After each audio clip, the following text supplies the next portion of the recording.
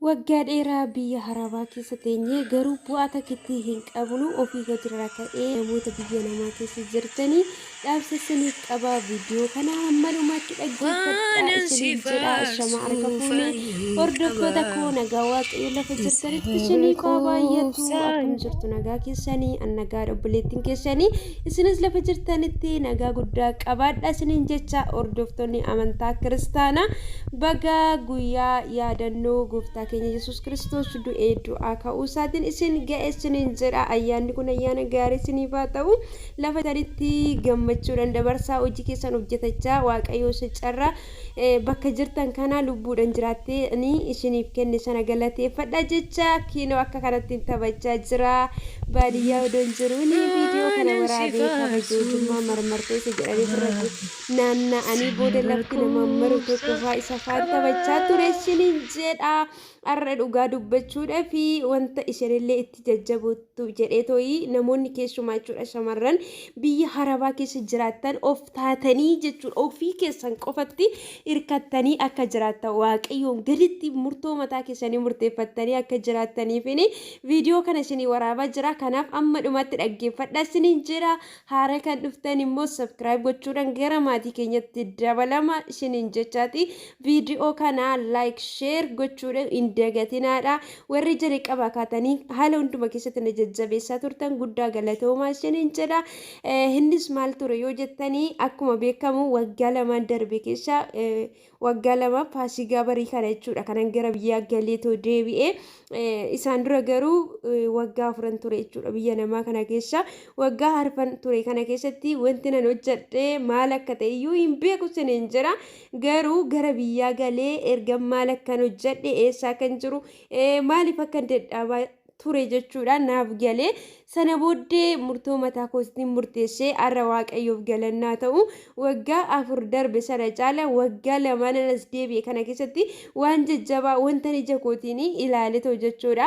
Kana godheera baqa kana godhadheera jedhee jajjabaadhee akkan hojjedhu kan na taasisu ergan eenyumarraayyuu ija koo kaasee ija koo waaqayyo gaditti ofii kootirra kaa'ee baqa kana gochuu danda'a akkas ta'uu nan danda'a jedhee murtoo fi karoora jireenya kootitti ofii kootiin erga mataa kootiin ofitti murteessee fudhadhee jechuudha. Namoonni hedduudhaan illee gargar ba'eera jechuudha. Sababni isaayyuu gaafa ofii keetiin of hoggantee gaafa ofii keetiin waa'ee jireenya kee gaafa waa'ee karoora kee karoorfattu namoonni hedduu sitti gadduuti sirraa fagaachuu firoota hedduu dhabuu dandeessa jechuudha warra kaleessa jiranii.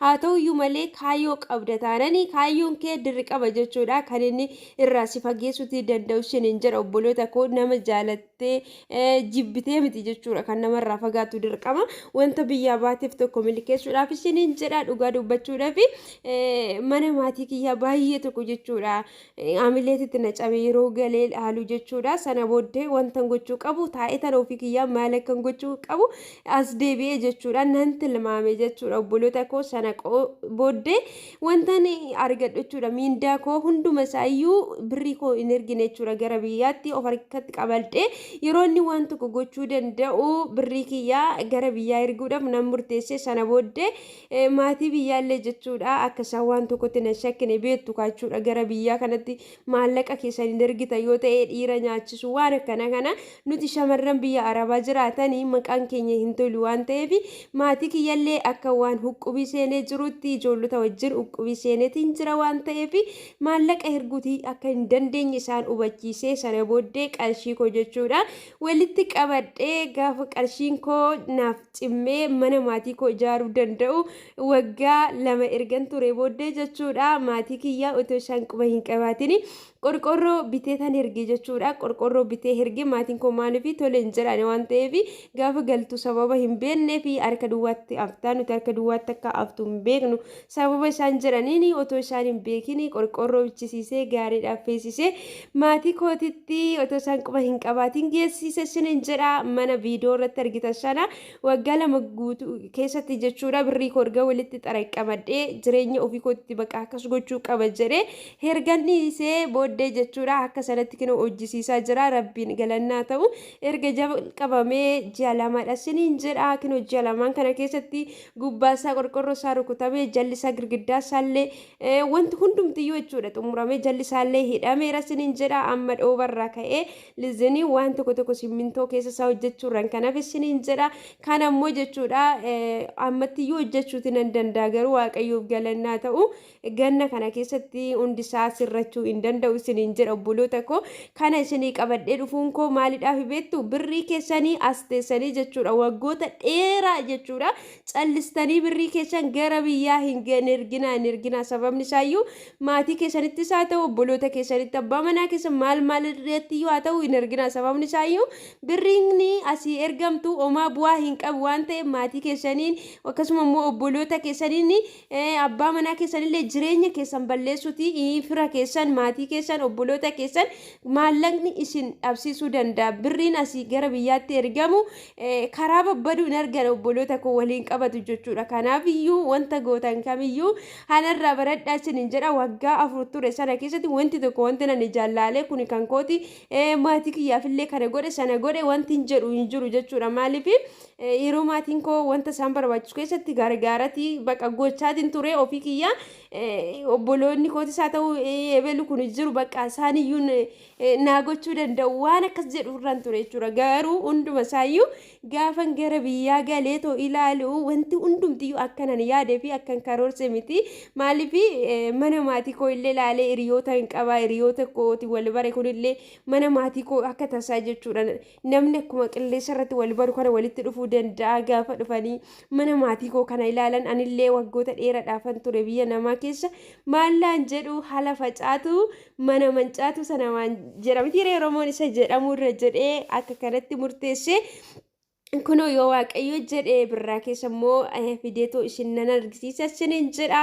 Kanaaf iyyuu ofii kiyyaafillee karoora haaraa jechuudha akka kaleessaa otoo hin taane biyya galee deebuun koo baay'ee tokko na fayyada isiniin jedha.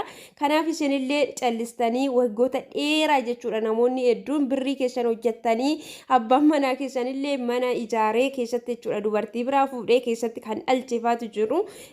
Callistanii kaan immoo maatii keessanitti birrii keessan ergitanii birriin keessan otoo maatii keessanillee hin fayyadin isiniifillee otoo wanta tokko hin godhin callistanii kan irratti ergitantu jirtu isiniin jedha. Kanaaf iyyuu obboloota koo callistanii birrii keessan asii achin ergina yoo biyya namaatti lammata hin deebinu ergumaan takka hojjannee galla jettan birrii keessan jechuudha wanta tokko hojjechuu akka danda'utti walirra buusatoo wanta barbaaddan sana maatitti himaatoo maatii mariisistanii erga xumurtanii wanti sun argame bakka tokkotti akka wanta sana fiduu danda'utti birrii keessan akka sana godhaadha isiniin jedha.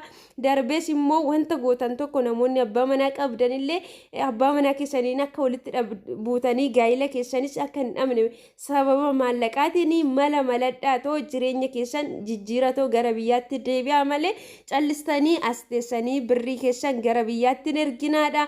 Gara biyyaa galanii deebuun immoo hedduu tokko nama fayyada isiniin jedha. Maaliif as teenyee callisneetuma birrii gaafachi gurre hedduu isaanii jechuudha mana ijaaranii kan gurguratanii kan maal kan godhantu jiru jechuudha. Obboloota koo birrii biyya arabaa keessa akkamitti akka finnee nu qofatu beekaa. Kanaaf iyyuu murtoo mataa keessanii qabaadha. Maaliif akka hojjettan amma yoomitti akka hojjettan fuulduratti immoo maali gochuu akka qabdani birriin immoo jechuudha jireenya keessanillee as teessanii hojjettanii ergu qofaanii baduu akka danda'u sin jala.